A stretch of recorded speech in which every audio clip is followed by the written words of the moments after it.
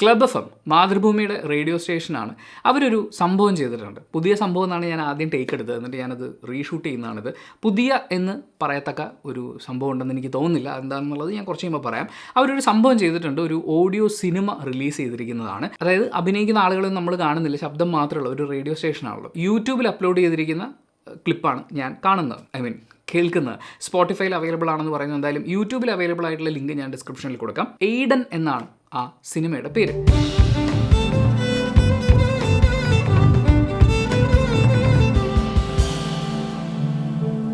ഈ സിനിമയിൽ മോഹൻലാലാണ് മെയിൻ കഥാപാത്രത്തെ അവതരിപ്പിക്കുന്നത് എന്നുള്ളതാണ് എൻ്റെ ഏറ്റവും പ്രധാനപ്പെട്ട, ഒരുപക്ഷെ ആകെയുള്ള ഈ ഒരു സംഭവം കാണാനുള്ള ഒരു കാരണം എന്ന് പറയുന്നത്. അദ്ദേഹത്തിൻ്റെ വോയിസ് ഭയങ്കര രസമാണ്. നമ്മൾ ഈ സിനിമയൊക്കെ കണ്ടുകൊണ്ടിരിക്കുന്ന സമയത്ത് നമ്മൾ ഇവരുടെ പെർഫോമൻസ് കാണുമ്പോഴേ അതിൻ്റെ കൂടെ ഈ ശബ്ദം ചിലപ്പോൾ ശ്രദ്ധിച്ചിട്ടില്ല എന്ന് വരും. ഞാനൊരു 10-12 വർഷം റേഡിയോയിൽ വർക്ക് ചെയ്ത ശബ്ദത്തിൻ്റെ മേഖലയിൽ, റേഡിയോ ഒന്നും ഞാൻ പറയുന്നില്ല, ശബ്ദത്തിൻ്റെ മേഖലയിൽ നിന്നിരുന്ന ഒരാളാണ്. അപ്പോൾ അതുകൊണ്ട് തന്നെ ശബ്ദത്തിൻ്റെ ഒരു ഇമ്പോർട്ടൻസ്, വോയിസ് മോഡുലേഷനിലെ ഇമ്പോർട്ടൻസ്, ഇതൊക്കെ നമ്മൾ ശ്രദ്ധിക്കുമല്ലോ. അപ്പോൾ നമ്മളോട് ഈ വോയിസ് മോഡുലേഷൻ പഠിക്കാൻ വേണ്ടിയിട്ട് പറയുമ്പോൾ ചില സിനിമകളൊക്കെ പറയാറുണ്ട്. മിക്കവാറും ഹോളിവുഡ് സിനിമകളൊക്കെയാണ് പറയുക. അത് കൂടാതെ നമ്മളോട് ശ്രദ്ധിക്കാൻ പറയുന്ന ആർട്ടിസ്റ്റുകളിൽ ഒരാളാണ് ലാലേട്ടൻ എന്ന് പറയുന്നത്. കാരണം ഓരോ ഡയലോഗിലും ഓരോ വേരിയേഷൻസ് നിങ്ങൾക്കത് കേൾക്കുമ്പോഴേ മനസ്സിലാവുള്ളൂ. എയ്ഡൻ എന്ന് പറയുന്ന ഈ ഒരു റേഡിയോ സിനിമ അല്ലെങ്കിൽ ഓഡിയോ സിനിമ ഞാൻ നിങ്ങളോട് കാണാൻ സജസ്റ്റ് ചെയ്യുകയാണെങ്കിൽ അതിൽ ഏറ്റവും പ്രധാനപ്പെട്ട കാരണം എന്ന് പറയുന്നത് ലാലേട്ടൻ്റെ ആ വോയിസ് ആക്ടിങ്, അത് മാത്രമായിട്ട് നമുക്ക് ആസ്വദിക്കാൻ പറ്റും എന്നുള്ളതാണ്.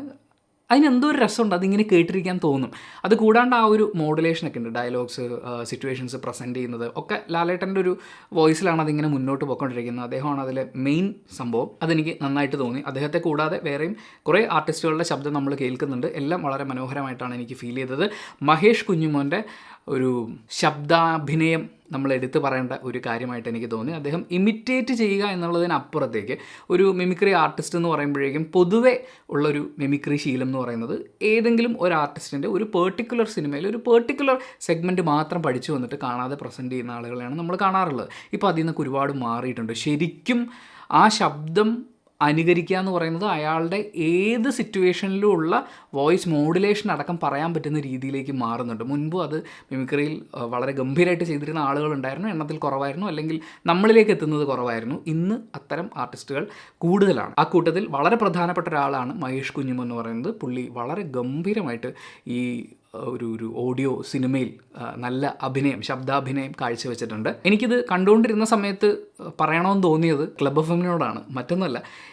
ഇങ്ങനൊരു കാര്യം നമ്മൾ ചെയ്യുമ്പോൾ നമുക്കിത് റേഡിയോയിൽ നമ്മൾ കൊടുത്തു, സംഭവം അടിപൊളിയൊക്കെ ആയിട്ടുണ്ട്. പക്ഷേ അത് യൂട്യൂബിലൊക്കെ അപ്ലോഡ് ചെയ്യുന്ന സമയത്ത് അതിൻ്റെ സബ് ടൈറ്റിൽ കൂടി കൊടുക്കാമായിരുന്നു എന്നെനിക്ക് തോന്നി. 2 കാര്യങ്ങൾ കൊണ്ടാണ്. ഒന്ന്, ഇത് മറ്റു ഭാഷകളിലുള്ള ആളുകളും കേൾക്കണമല്ലോ. ഇങ്ങനെ ഒരു സിനിമ എന്നൊക്കെ പറഞ്ഞ് നമ്മൾ അവതരിപ്പിക്കുമ്പോൾ ബാക്കിയുള്ളവർക്കും കൂടി മനസ്സിലാകത്തക്ക രീതിയിൽ അവതരിപ്പിക്കാനുള്ളൊരു ശ്രമം. 2, ശബ്ദം കേൾക്കാതെ സിനിമ കാണുന്ന കുറച്ച് ആളുകളുണ്ട്. നമ്മൾ അവരെ കൂടി പരിഗണിക്കുമ്പോഴാണല്ലോ നമ്മളൊരു ന്യൂ ഏജ് മീഡിയ ആയിട്ട് മാറുന്നത്. അപ്പോൾ തീർച്ചയായിട്ടും അതിൽ സബ് ടൈറ്റിൽ ആഡ് ചെയ്യുക എന്ന് പറയുന്നത് ഒരു ബേസിക് കാര്യമായിട്ട് എനിക്ക് തോന്നി. പ്ലീസ് എപ്പോഴെങ്കിലും സമയം കിട്ടുകയാണെങ്കിൽ നിങ്ങൾക്കത് ആവശ്യമാണെന്ന് തോന്നുകയാണെന്നുണ്ടെങ്കിൽ ചെയ്യുക. പിന്നെ പലപ്പോഴും റേഡിയോയിൽ നമ്മളൊരു പുതിയ കാര്യം കൊണ്ടുവരുന്ന സമയത്ത് മറ്റേതൊരു മീഡിയ പരിപാടിയൊക്കെ പോലെ തന്നെ അവിടെ ടാർഗറ്റ് ഉണ്ട്, അവാർഡ്സ് കിട്ടേണ്ട ആവശ്യമുണ്ട്, പുതിയ ഇനിഷ്യേറ്റീവ്സ് കൊണ്ടുവന്നു എന്ന് നമ്മൾ വിളിച്ച് പറയേണ്ട ഒരു ആവശ്യമുണ്ട്. അങ്ങനെയൊക്കെയുള്ള കുറേ കാര്യങ്ങളുണ്ട്. അതിനൊക്കെ അപ്പുറത്തേക്ക് നമ്മൾ ചെയ്തൊരു കാര്യം ഒരുപാട് ആളുകളിലേക്ക് എത്തുക എന്ന് പറയുന്ന ഒരു ഉദ്ദേശം കൂടി വരുമ്പോൾ സബ് ടൈറ്റിൽ വളരെ ഇമ്പോർട്ടൻ്റ് ആണ്. ഇനി ഇതിൽ പുതിയ സംഭവം എന്ന് പറയുന്നതിലെ പുതിയ ഞാൻ എടുത്തു മാറ്റിയതിൻ്റെ ചില കാരണങ്ങൾ. ഒന്ന്, ഇതിൻ്റെ കഥയാണ്. ഇതിനകത്ത് വലിയ ആനപിടിപ്പ് സംഭവങ്ങളൊന്നുമില്ല. നമ്മൾ എത്രയോ വട്ടം ആവർത്തിച്ച് കണ്ടിട്ടുള്ള ഒരു കഥയും ആ കഥാഗതിയൊക്കെയാണ് അതിനകത്തേക്ക് AI എന്ന് പറയുന്നൊരു കാര്യത്തെ പ്ലേസ് ചെയ്തു എന്നുള്ള ഒരേ ഒരു ചേഞ്ച് ഇതിലുള്ളൂ. ആ AI എന്ന് പറയുന്നൊരു സംഭവം വന്നതുകൊണ്ട് ഈ എൻറ്റയർ സിനിമയ്ക്ക് മുൻപ് വന്ന സിനിമകളൊക്കെ ആയിട്ടുള്ള സാദൃശ്യത്തിൽ വലിയ മാറ്റങ്ങളൊന്നും തന്നെ ഉണ്ടായിട്ടില്ല. ഇതിൽ കാണിക്കുന്ന ക്രൈം ആണെങ്കിലും ഇതിൽ ഈ പറയുന്ന ആത്മാവിൻ്റെ പോക്കുവരവ് പരിപാടികളൊക്കെ ആണെങ്കിലും ഇതിലൊന്നും തന്നെ നമുക്ക് ഒരു ചേഞ്ച് ഒന്നും കാണാൻ പറ്റില്ല. ആയുഷ്കാലമാണെങ്കിലും വിസ്മയത്തുമ്പത്താണെങ്കിലും അങ്ങനെയുള്ള പല സിനിമകളുമായിട്ടും സാദൃശ്യം ഇങ്ങനെ കൂടിയും കുറഞ്ഞും മുന്നോട്ട് പോയിക്കൊണ്ടിരിക്കും. പിന്നെ അതിലെ ക്രൈമൊക്കെ കാണിക്കുന്ന സമയത്താണെങ്കിലും എനിക്ക് പൃഥ്വിരാജിൻ്റെയൊക്കെ ഒരു സിനിമയൊക്കെ ഓർമ്മ വന്നിട്ടുണ്ടായിരുന്നു. അങ്ങനെ പല സിനിമകളിലൂടെ പോയിക്കൊണ്ടിരിക്കുകയാണ്. മാത്രമല്ല ഇതിലെ ഒരു ഡയലോഗ്സ് ആണെങ്കിലും അവർ എഴുതി വെച്ചിരിക്കുന്നതാണ് ഞാൻ പറയുന്നത്. ഡയലോഗ്സ് ആണെങ്കിലും ലാലേട്ടൻ്റെ ഒരു വിവരണമാണെങ്കിലും ഇതിനൊക്കെ കൂടുതലും ഒരു നാടകത്തിനോടാണ് സാദൃശ്യം എനിക്ക് ഫീൽ ചെയ്തിട്ടുണ്ടായിരുന്നത്.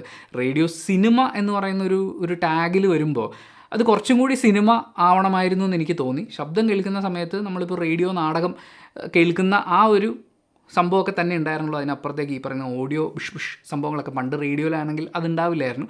ഇന്നിപ്പോൾ അതുണ്ട് എന്ന് പറയുന്ന ഒരു സംഭവത്തിനെ മാറ്റി നിർത്തി കഴിഞ്ഞാൽ അത് കൂടുതലൊരു റേഡിയോ നാടകത്തിലേക്കാണ് അതിൻ്റെ സ്ക്രിപ്റ്റ് ആണെങ്കിലും അവതരണമാണെങ്കിലും മൊത്തത്തിൽ പൊക്കൊണ്ടിരുന്നത്. പക്ഷേ റേഡിയോ നാടകം എന്ന് പറഞ്ഞത് അവതരിപ്പിച്ച് കഴിഞ്ഞാൽ ഇതൊരു പുതിയ ഇനിഷ്യേറ്റീവ് എന്ന് പറയുന്നൊരു ഫീൽ കിട്ടില്ലല്ലോ. പക്ഷേ സിനിമ എന്ന് പറയുന്നൊരു സംഭവം കൂടി ചേർത്തെന്ന് വെച്ചിട്ട് അതുകൊണ്ടും അത് പുതിയ ഇനിഷ്യേറ്റീവായി മാറുന്നില്ല. അതിൻ്റെ ഒരു കെട്ടിലും മട്ടിലും അവതരണത്തിലും ഒക്കെ ആ ഒരു സംഭവം ഫീൽ ചെയ്യണമായിരുന്നു എന്നെനിക്ക് തോന്നി. ഞാൻ കുറച്ചു കാലം റേഡിയോയിൽ ജോലി ചെയ്തിരുന്ന ഒരാൾ എന്നുള്ള നിലയ്ക്ക് ചില കാര്യങ്ങളൊക്കെ കാണുമ്പോൾ ചില ഇനിഷ്യേറ്റീവ്സൊക്കെ പലരും ഐഡിയ ഒക്കെ ഇങ്ങനെ ഷെയർ ചെയ്ത് ഡിസ്കസ് ചെയ്ത് ഇങ്ങനെ എയറിൽ പോകുന്നതൊക്കെ നമ്മൾ കേട്ടിട്ടുണ്ട്. എയറിൽ പോകുക പറഞ്ഞാൽ ആ എയറിൽ പോകുകയല്ല, റേഡിയോയിൽ ഓൺ എയർ പോകുക എന്നുള്ളതാണ്.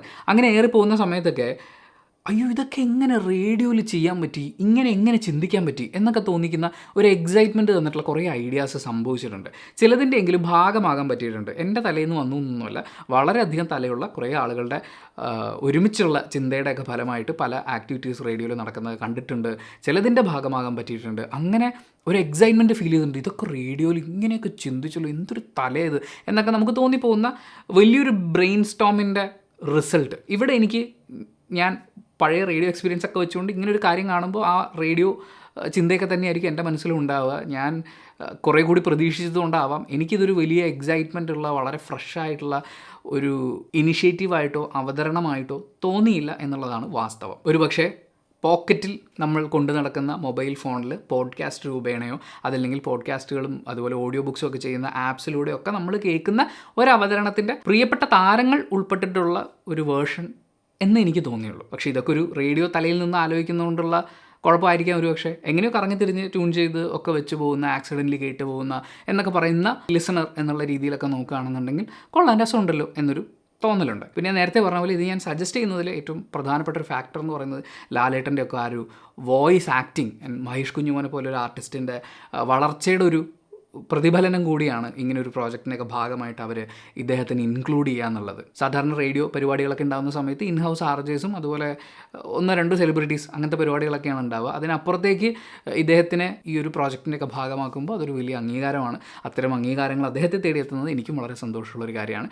അപ്പോൾ ദാറ്റ്സ് ഓൾ. നിങ്ങൾ ഈ ഒരു ഓഡിയോ സിനിമ കണ്ടതിന് ശേഷം നിങ്ങളുടെ അഭിപ്രായം എന്താണെന്നുള്ളത് കമൻറ്റ് ബോക്സിൽ രേഖപ്പെടുത്തുക. And thank you so much for watching this video. Video ഇഷ്ടപ്പെട്ട ലൈക്ക് ചെയ്യുക, കമൻറ്റ് ചെയ്യുക, ഷെയർ ചെയ്യുക, സബ്സ്ക്രൈബ് ചെയ്യുന്ന കാര്യം പരിഗണിക്കുക.